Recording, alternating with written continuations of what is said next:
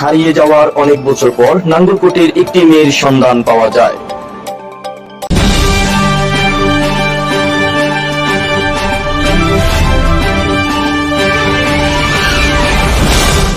আপনারা দেখছেন IR TV news Bangla. বছর আগে হারিয়ে যাওয়ার একটি মেয়ের সন্ধান ঘটে বর্তমান ঢাকায় অবস্থিত আপন ঠিকানায়। আপন ঠিকানা একটি লাইভ অনুষ্ঠানের মাধ্যমে আমরা জানতে পারি মেয়েটির বাড়ি কুমিল্লা জেলার অন্তর্গত নাঙ্গলকোট উপজেলা জোড্ডা পূর্ব ইউনিয়ন সিরাজশ গ্রামে।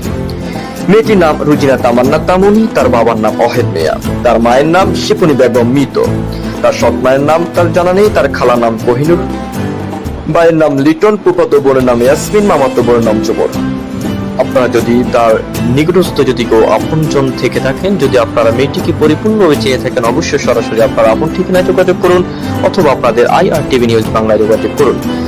মেয়েটি তার বাড়িতে আসতে চাচ্ছেন, অবশ্যই কোনো হৃদয়বান ব্যক্তি থাকলে তার বাড়িতে আসার জন্য সহযোগিতা করুন।